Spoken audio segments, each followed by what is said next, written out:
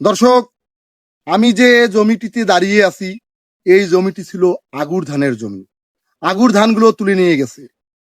এখন এই জমিটি চাষাবাদ করা হয়েছে আলু লাগানোর জন্য। ধান তুলে নিয়ে যাওয়ার পরেই জমিটি চাষ দেওয়া হয়েছে।